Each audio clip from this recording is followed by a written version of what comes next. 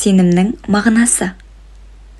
Ал сенім дегеніміз үміттенгеннің жүзеге асатынына күмәнданбау. Әлі де көрінбей тұрған уәденің орындалуына шүбәсіз илану. Тәңіріге осындай сенім артқандары үшін ата-бабаларымыз оның ризашылығына ие болды. Құдайдың әлемді айтқан сөзімен жаратып, ретке келтіргенін, яғни көз алдымыздағы жаратылысты көзге көрінетін заттан емес, ғайыптан жасап шығарғанын сенімімізбен ұғынамыз. Сенімнің ежелгі батырлары.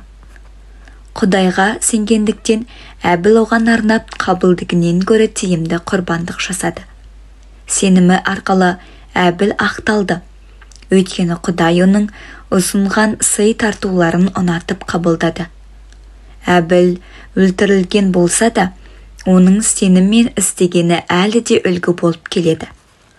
Енох Құдайға сенгені үшін ажалға жолықтырылмай бұл дүниеден әкетілді. Ол жер бетінен ғайып болды, себебі Құдай оны өзіне алып кеткен еді. Енохтың бұған дейінгі өмірінің Құдайға ұнамды болғаны туралы да Тауратта куәлік берілген.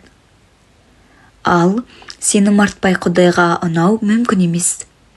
Құдайға келген әркім оның бар екеніне сенуге және өзін іздеп жақыннан танығысы келгендерді Құдайдың жарылқайтынына илануға тиіс.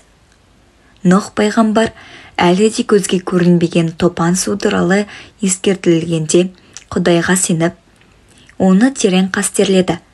Сондықтан отбасын құтқару үшін кемесін жасап дайындады. Осы сенімімен Нұх дүниенің қиқарлығын әшкереледі. Әр сенім арқылы болатын ақталуға қолы жетті. Ыбырайым пайғамбарда Құдай өзін шақырып алып, кейін тұрақты меншігіне беруге уәде еткен елге барып тұруға бұйырғанда, оған сеніп мойынсұнды. Ыбырайым қайда бара жатқанын білмесе де жолға шықты. Уәде етілген елде ол жат жұрттық келімсек болып, Тәңірге сеніп өмір сүрді. Сондай уәдені алған Ысқақ пен Жақып та Ыбырайым сияқты көшіп қонып, шатырларда тұрып жатты. Себебі Ыбырайым сәулетшісі де, құрылысшысы да Құдайдың өзі болған. Негізі берік қаланған мәңгілік қаланың пайда болуын күтіп жүрді. Сенімге бола Сара да бедеулігіне қарамастан жүкті болуға, Құдайдың құдіретін қабылдап, жасы ұлғайған шағында да баласы еді. Өйткені ол ұлды етуге уәде берген Тәңір ені сөзінде тұрады деп санады. Сондықтан төрінен гөрі жуық қарт адамның аспандағы жұлдыздар мен теңіз жағалауындағы құм қиыршықтарындай сансыз көп ұрпақ тарады. Ыбырайым, Ысқақ, Жақып үшеуі де сенімдерін ұстанған күйі дүние салды. Тәңірге өздеріне уәде еткен игіліктерді емденбестен соларды тек алыстан ғана көріп қуанды. Олар өздерінің жер бетінде тек жат жұрттық келімсек ретінде тұрғандарын мойындады. Осылай айтқандар өздерінің шынайы отандарын көздеп жүргендерін білдіреді. Өздері тастап кеткен елдерін естеріне түсіріп отырса, соған қайта оралудың орайы да болар еді. Ал олар одан гөрі жақсы елді, яғни көктегі отандарын аңсап күтті. Сол себептен де Құдай олардың Құдайы деп аталудан бас тартпай, соларға арнап ол көкте мәңгілік қаланы дайындап та қойды. Ыбырайым сенімі сыналған Құдайға нық сенгендіктен Ысқақты құрбандыққа ұсынды. Ол туралы сенің ұрпағың Ысқақтан тарайтын болады деген уәде алғанымен Ыбырайым жалғыз ұлын құрбан етуге дайын болды. Ыбырайым Құдай баламды өлімнен қайта тірілтуге де құдіретті деп есептеді. Астарлап айтқанда ол баласын өлімнен қайтарып алды да. Ысқақ та Құдайға сенім артып, ұлдары Жақып пен Исауға олардың болашағы жайында көреген батасын берді. Жақып өлер алдында сеніміне бола Жүсіптің 2 ұлына батасын беріп, таяғының басына сүйеніп тұрып, Құдайға ғибадат етті. Жүсіп Құдайға сенгендіктен, бұл дүниеден аттанарда Исраил ұрпақтарының келешекте Мысырдан көшіп шығатындары жайлы ескертіп, өзінің сүйегін бірге алып кетулерін өсиеттеді. Мұса пайғамбардың әке-шешесі Құдайға сенгендіктен, жаңа туған нәрестесін 3 ай бойы жасырып қойды. Оның ерекше сәби екенін көрген олар, Мысыр патшасы Перғауынның жарлығынан қаймықпады. Сеніміне бола Мұса жасы кәмелетке келгенде Перғауынның қызының баласы деп аталудан бас тартты. Ол күнәкар өмірдің өткінші рахатынан көрі, Құдай халқымен бірге жәбірленуді таңдады. Осылай Мұса Құдай уәде еткен Мәсіх үшін масқара болуды Мысырдың қазыналарынан артық байлыққа санады. Себебі ол болашақтағы зор сыйды көздеді. Мұса Тәңір Иеге сенгендіктен патшаның қаһарынан қаймықпай, Мысырды тастап кетті.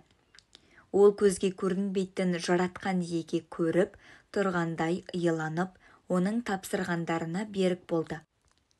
Мұса сеніміне бола құтқарылу мейрамында израильдіктерге құрбандыққа тоқты шалып, соның қанын босағаларына жағу рәсімін орындатты.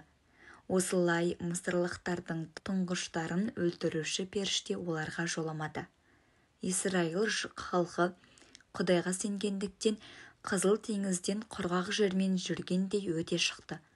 Мысырлықтарды солай істемекші болғанда суға батып қырылды. Исраильдіктер Тәңір Иеге сеніп, Ерихон қаласын 7 күн бойы айналып жүргеннен кейін оны қоршаған қамалдары құлап түсті. Бұрын жеңіл жүрісті болған Рахаб Құдайға сенім артқандықтан Исраильдік барлаушыларды үйіне түсіріп, аман-есен сақтап қалды. Сол себепті ол Құдайға мойынсұнбаған жерлестерімен бірге өлтірілген жоқ. Сенімнің өзге батырлары. Тағы не айтайын? Гедеон, Барақ, Самсон, Ефтақ, Дәуіт, Самуил және басқа пайғамбарлар туралы әңгімелеуге уақытым жетпесте еді. Олар Құдайға сенгендіктен патшаларды жеңіп шығып, әділдік орнатып, уәде етілгенге ие болды. Кейбіреулері арыстандардың аузын жауып, жалын шашқан өртті сөндіріп, семсер жүзінен аман қалды. Олар әлсірегенде Құдайдан күш алып, ұрыс шайқастан нығайып, жау жасақтарын қуып шықты. Кейбір әйелдер өлгендері қайта тіріліп, олармен қайтадан қауышты. Ал қиналып өлтірілген басқалар да болды. Олар сатқындықпен бостандық алудан бас тартып, өздерінің әлде қайда жақсы өмірге қайта тірілулерін көздеді. Өзге кейбіреулері мазаққа ұшырап, соққыға жығылып, шынжырмен құрсауланып түрмеге жабылды.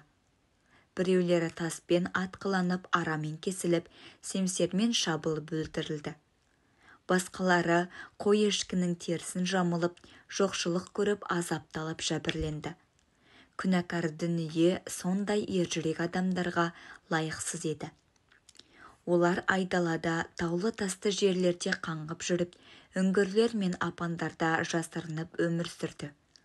Бұлардың барлығы сенімдерінің арқасында Тәңір Иенің ризашылығына ие болды. Дегенмен, оның уәде еткенін иемдене алмады. Себебі Құдай біз үшін одан да жақсы жоспар ойлап қойған болатын. Ол осы адамдарды бізбен бірге ғана кемелді етіп, мәңгілік мақсатына жеткізуді қалады. Осы аяттар киелі кітаптан алынған. Киелі кітапты видеоның төменгі жағындағы сипаттау бөлімінен жүктеп алыңыздар.